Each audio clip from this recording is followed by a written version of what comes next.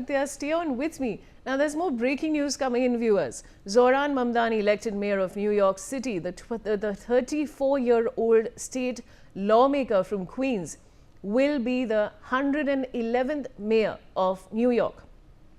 He will be the first Muslim to ever lead the city, as well as its first South Asian mayor and the youngest mayor in more than a century.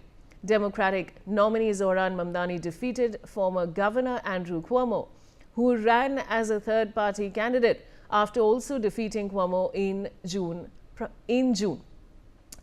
All right, viewers. So I have Aditya back with me. Aditya, this is a very open-minded approach.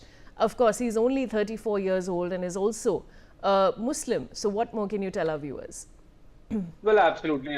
We have seen, during the time, when the New York mayoral race was going on, war of words happened between U.S. President Donald Trump and Zohran Mamdani because Trump, has publicly called him as a communist, and he said that if he becomes the mayor of the New York City, he would definitely see that there are not he will cut the funds for the New York. So indeed, because Trump has been openly supporting his Mamdani's opponent, who was Andrew Cuomo, Trump wanted that he should win this mayoral race of the New York City. So, however, now since he has won these mayoral elections in the New York City, a substantial outpour is also expected from U.S. President Donald Trump.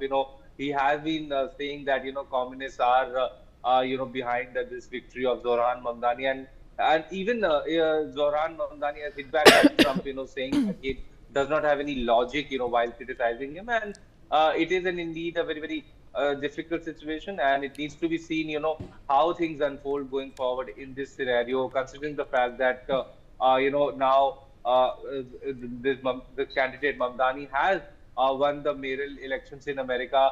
What is in store for the New York? Because a U.S. president openly saying that if a particular person wins the mayoral race, he will cut on funds for the New York City. So we could expect friction between the New York's mayor and U.S. President Donald Trump as the in the coming days. Yes, Vaishali. Aditya, what do we know about his political background? Just tell us a little bit about him, his origin, where he belongs to, and his political background.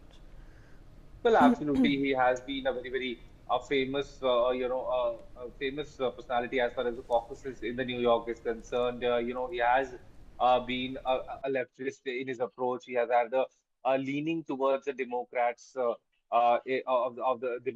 Democrats. So indeed, it's a long history that he has been living in the United States, and since he has won this mayoral elections, it signals to the fact that people want him to become the mayor of the New York City, and in the times to come, he could take some decisions, some similar decisions for the New York, and it needs to be seen how will those decisions be beneficial to the New York City and its residents. Yes, Vaishali.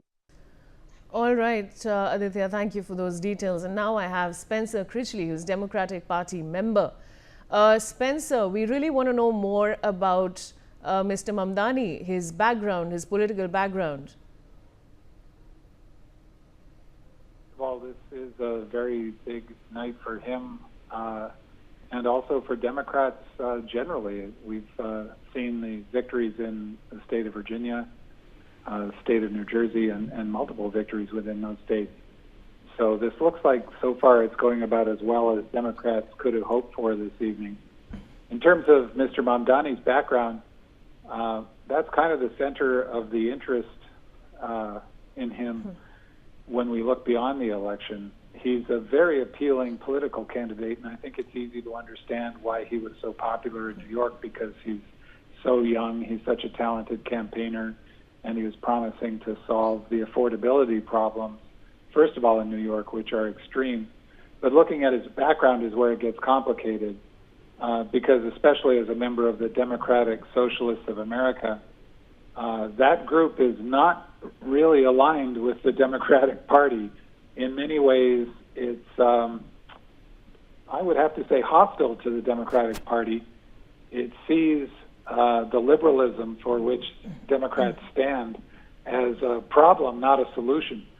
Mr. Mamdani has tried to bridge that gap between the Democratic Socialists and the Democratic Party itself by taking pains to moderate some previous statements he's made, for example, like defunding the police, or some of his more forceful statements against the existence of Israel as a Jewish homeland. And I believe he's sincere in that effort. I think he's basically a good person operating out of good intentions. But that gap is extremely difficult to bridge because at certain fundamental levels ideologically, Democratic Socialists and Democrats are incompatible. So we'll have to see how he manages going forward. I suspect what will happen is that he will continue to moderate and essentially govern as more of a left-leaning Democrat than as a Democratic Socialist. You know, Spencer, I was just speaking to my colleague before you joined us on the bulletin, and I was just telling him that this is such a modern, such an open-minded approach, because he's only 34 and he comes from a different religion completely. So I just want to know from you, what is it that you really saw in him that, you know, now he's at this position? What are his qualities that make him so inspiring? Well, I personally have mixed feelings about him. I mean, I like him a great deal as a person and as a campaigner. I think he ran a terrific campaign. It was very positive, very appealing, very inspiring in many ways, like Barack Obama's campaign.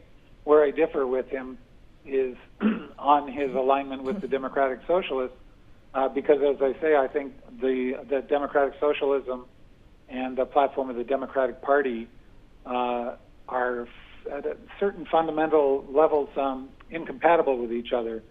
I think, as you mentioned, he's a Muslim. I think that's one of the exciting and inspiring things about him.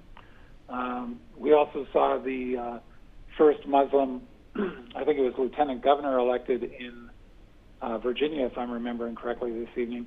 And whenever something like this happens, it's not that the fact that he or she was a Muslim automatically made them qualified.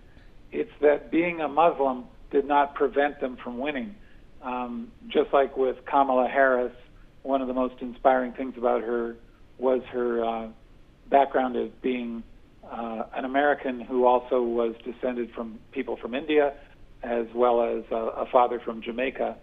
Those things in themselves did not qualify her for high office, but the fact that they didn't disqualify her, I thought was wonderful. And I think in every case that this happens, it's an expression of what's best about the United States. So for Mamdani to become the first Muslim mayor of New York City, as I say, that in itself doesn't qualify him for the position, but I think it's wonderful that that's possible in this country. At least so far it still is. We'll have to hope that it remains possible in the future.